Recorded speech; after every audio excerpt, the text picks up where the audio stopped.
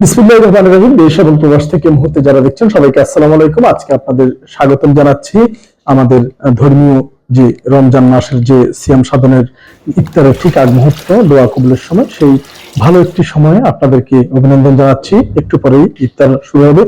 আজকে 29শে মার্চ, শুক্রবার, 18 রমজান। আবারও বলছি, আজকে 29শে মার্চ শুক্রবার, 18 রমজান। আজকে এই দিনটিতে আজকে আমাদের এক খুবই কাছের ভাই, আমাদের বিয়া সেবা ফাউন্ডেশনের সহযোদ্ধা, আমাদের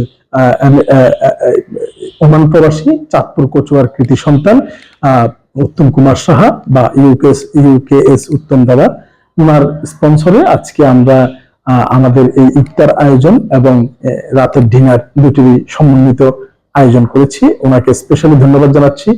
ওনাদের মতো মানুষরা আছে বিদায়ী এখনো এই সমস্ত অসহায় বেওয়ারিশ যে সমস্ত মা বোনেরা রয়েছে, হিন্দু, বৌদ্ধ, খ্রিস্টান, মুসলমান, বিভিন্ন ধর্মের মানুষ এখানে রয়েছে। প্রায় 60 জন রোগী রয়েছে এবং 20 জন মোট 80 জনের যে আজকে বিশাল যে খাবার আয়োজনটা, এই জন্য স্পেশালি ওনাকে ধন্যবাদ জানাচ্ছি, আমাদের ইউকেএস উত্তম দাদাকে। আমাদের ইউকেএস উত্তম দাদার সৌজন্যে আমরা আজকে এই কার্যক্রমটি সম্পন্ন করেছি। এই জন্য আবারও ধন্যবাদ জানাচ্ছি ওমান প্রবাসী, চাঁদপুর কচুয়ার সন্তান ইউকেএস উত্তম দাদাকে। এবং উত্তম দাদা আজকে এই 29শে মার্চ শুক্রবার, 18 রমজান এই ভালো একটি খাবার এবং ডিনারের আয়োজন করেছে। তো আমরা চিন্তা করছি এবং চেষ্টা করছি কিভাবে আমাদের বিহারিস হাসপাতাল থেকে আরো এগিয়ে নেওয়া যায়। তবে তার মধ্যে কিছু কিছু মানুষ আমাদের জন্য অনেক বড় পাথেয় হয়ে দাঁড়িয়েছে, যাদের কল্যাণে এই মানুষগুলো অন্তত খাবার পাচ্ছে বা বেঁচে থাকার স্বপ্ন দেখছে। তেমনি একজন মানুষ ইউকেএস উত্তম দাদা, যিনি ওমান প্রবাসী এবং সবসময় আমাদের সাথে ওনার কথা হয়, চিন্তা চেতনা, মানুষের কল্যাণে যিনি নিজেকে ব্যয় করেছেন। ওনার সাথে, ওনার জীবনের সাথে অনেক অনেক অনাকাঙ্ক্ষিত ঘটনা ঘটলেও উনি মানুষের জন্য, কল্যাণ সাধনের জন্য সবসময় নিবেদিত রয়েছেন। আসলে আপনারা শুনলে অবাক হবেন যে আমাদের এই বিআরএস চিকিৎসা পুনর্বাসন কেন্দ্রে অনেক চাহিদা রয়েছে, যেগুলো আসলে আমরা চাই না, সৃষ্টিকর্তার কাছে আরজ করি এবং সৃষ্টিকর্তা কোনো না কোনো ভাবে সেগুলো ম্যানেজ করে দেয়।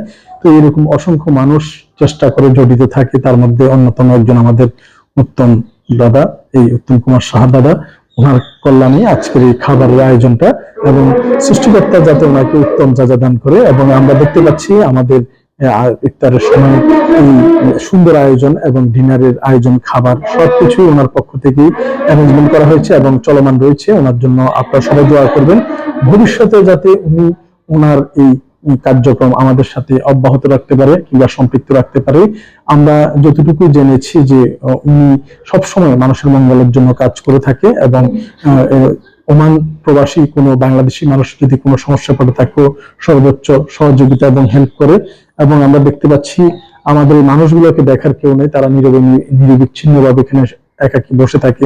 আমাদের স্টাফরা সেবা দেওয়ার পরে এইভাবেই তারা নীরবে কান্না করে, অসহায় মানুষ, তাদের আসলে দেখার কেউ নেই, তাদের মুখে অন্তত খাবার তুলে দেওয়া, এটাও বিশাল একটি কাজ। এই কাজে সবসময় যিনি প্রতিনিয়ত আমাদের সাথে রয়েছে এবং ভবিষ্যতে থাকবে, এই জন্য আমরা ধন্যবাদ জানাচ্ছি আমাদের উত্তম কুমার সাহা দাদাকে, যার কারণে আমাদের এই কার্যক্রম সবসময় চলমান রয়েছে এবং ভবিষ্যতেও চলমান থাকবে ইনশাল্লাহ। আমরা যাতে এই ধরনের কাজ আরো বেশি করতে পারি, সবাই আমাদের জন্য দোয়া করবেন।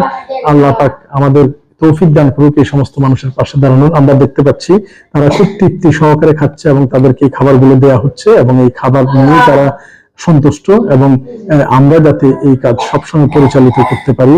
এবং এর আগে উত্তম কুমার সাহা দাদা আমাদের খাট স্পন্সর করেছিল, আমরা এর জন্য ওনাকে সাধুবাদ জানাই, ধন্যবাদ জানাই। এবং এই যে খাবার ওনার পক্ষ থেকে দিয়েছে এবং এইটা যাতে ভবিষ্যতেও চলমান থাকে এবং আল্লাহর রহমতে এই কার্যক্রম সবসময় অব্যাহত থাকবে।